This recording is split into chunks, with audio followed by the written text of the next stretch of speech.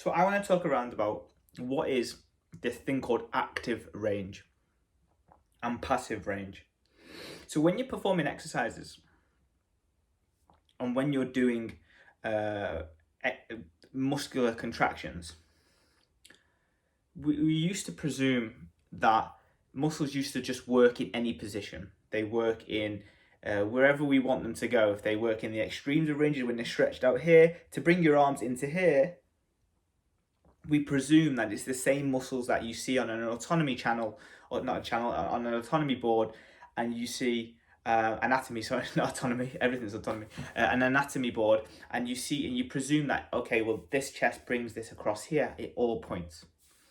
But what we know from now understanding biomechanics and tissue capabilities a little bit more firmer, we know that in certain positions and in positions that your body isn't great in, the muscles that we're trying to target, let's say if we're doing a dumbbell press, the chest might not work if you put your body in a certain position. So active range is classified as something that is a movement, is a range of motion, is a range of your flexibility, that in that activity, that muscle that we're trying to target will work. So, for example, if I was in my active range of my chest, which I'll show you in a minute, when I do a press, actively, this will work. It sees and it squeezes. That's active range of motion. Now, what passive is when you take it past the flexibility, the capabilities of the muscle that it's providing, and then once it's in that passive range, to get back out of it, it won't be the muscle that you think it is that is working. So it's effectively like the difference between this is active for me with the chest, whereas if I was to take my arms all the way back here, to get from here to here is not going to be my chest working, simply because I've took it out of the active range and put it into a passive range where it's passively not going to work anymore. Now, this may sound very, very complex, but why am I talking about it on the portal? Once you go from an active, so the ability for the chest to work, let's say for example, you move from this place where the chest is working into a place of where it's passive, it means that the chest isn't working. So what is working?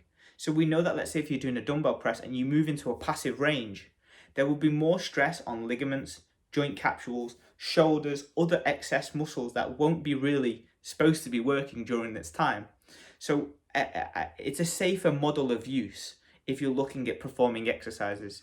You'll see within the exercise technique part, you will see, which this is part of, you will see the ability to find out how far you'll be able to go down in a leg press by trying to find your active range with your knee. There's a video of me lying down, bringing my knee up, and as far as I can go, that is how far I go down in a leg press.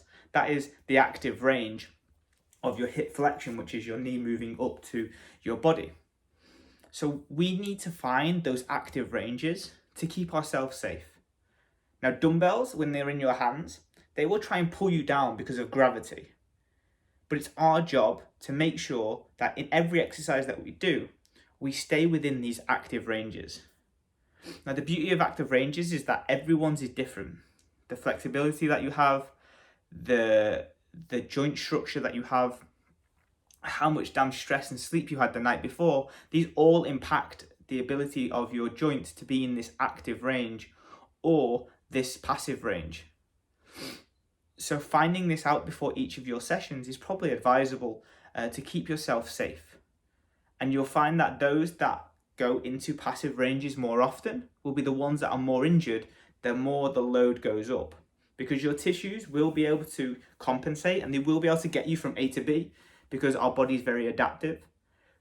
But if we're looking at like building muscle and building strength over the long term, we want the muscle doing the work instead of the ligaments springing you out of that bottom position, or the hip spine or whatever, the spine bouncing you out of the bottom of a squat, because the quads or the legs in your muscle, the muscles in your legs are not actually working in that active range.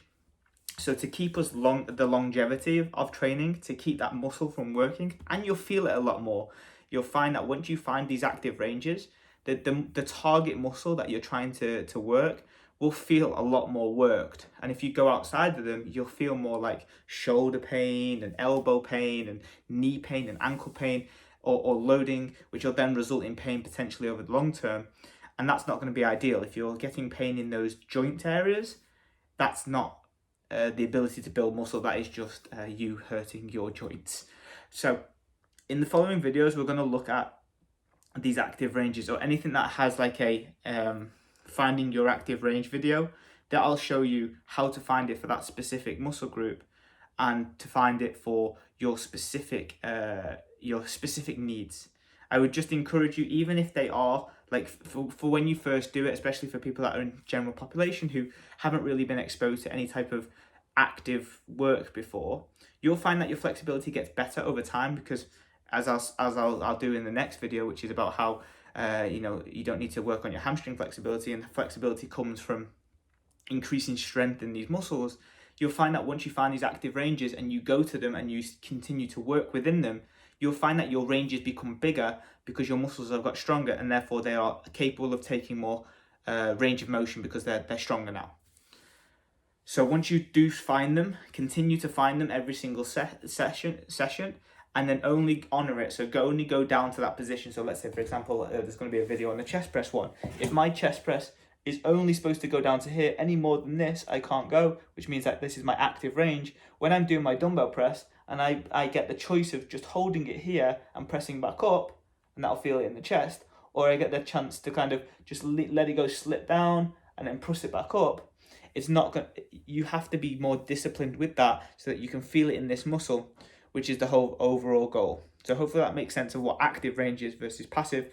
The more we stay in active, the more the muscles work because they're active, whereas in passive, the muscle isn't working anymore because it's taken past the point of where it can work, and other things are going to take over, which is not ideal.